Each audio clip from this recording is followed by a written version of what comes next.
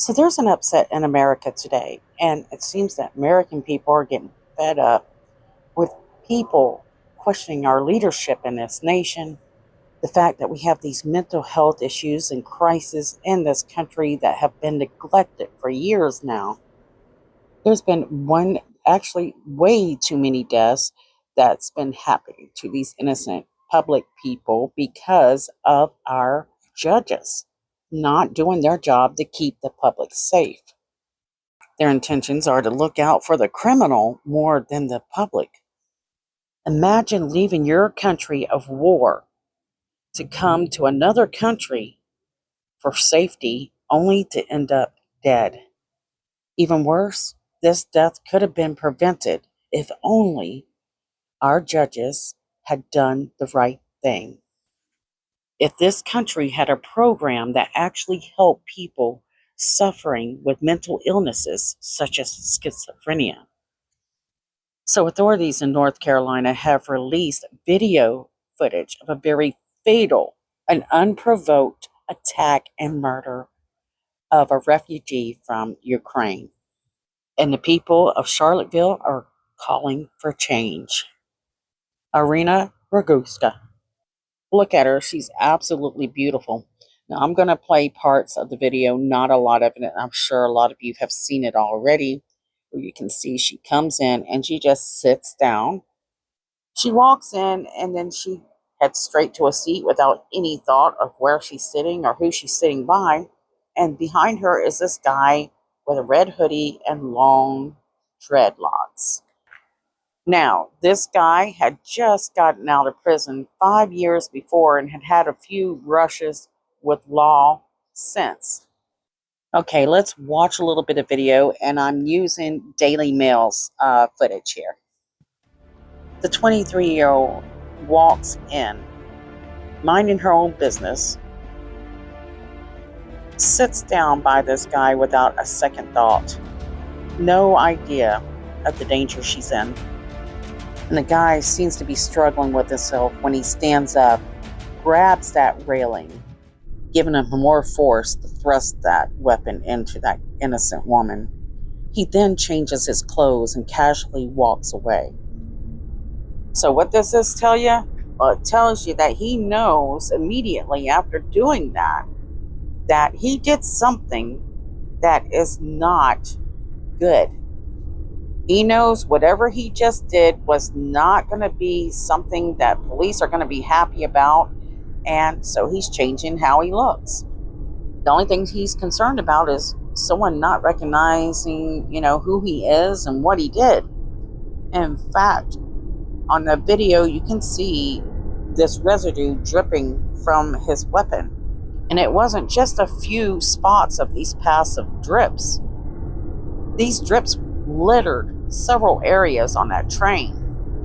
Even worse, Brown, this guy, had been in jail in the past and had several run-ins with law, at least 14 times. And in 2013 to 2014, there was a robbery where he was possessing a dangerous weapon. He spent 6 years in prison.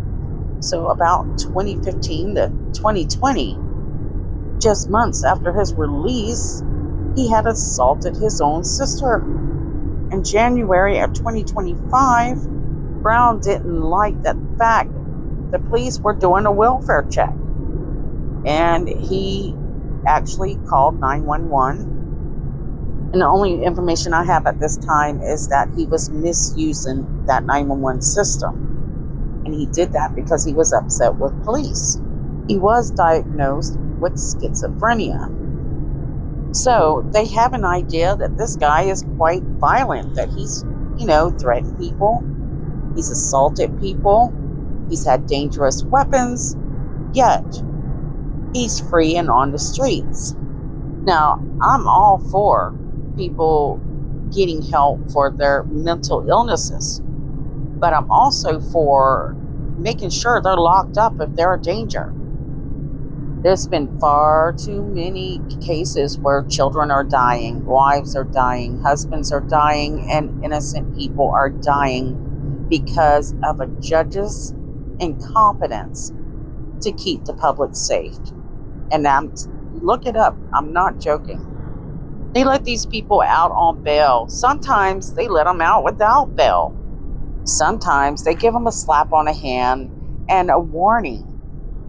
Even worse, our state leaders and our country's leaders have done nothing to protect the innocent and the hard-working, law-abiding citizens of this country. How long do they expect for us to put up with them neglecting the mentally ill, the starving elderly, and the general suffering of all the people, to be quite frank? It's important that we build communities that are there to support the people that are important to this country. After all, they do have IRS hitting everybody pretty darn hard. Instead, they like to use the media to play people against one another and place the blame where it doesn't belong. It's not your fault. Just today, I went over several stories that where people were suffering from mental illnesses that are stabbing people, getting slaps in the hand, or they're being totally ignored. So this poor Ukrainian woman, she's dead, gone. So forgive me. I keep calling it at a North Carolina subway system, but they don't really have a traditional subway system. It's an urban rail transit links light rail system. So let's fix that. In 2023, YouGov poll found that 39% of the U.S. adults felt that the public transit was very or somewhat dangerous. And here's another interesting fact. North Carolina ranks poorly for access to quality behavioral health care. They say that many residents are unable to access necessarily counseling and therapy. There's also a shortage of mental health professionals, especially child and adolescent psychiatrists.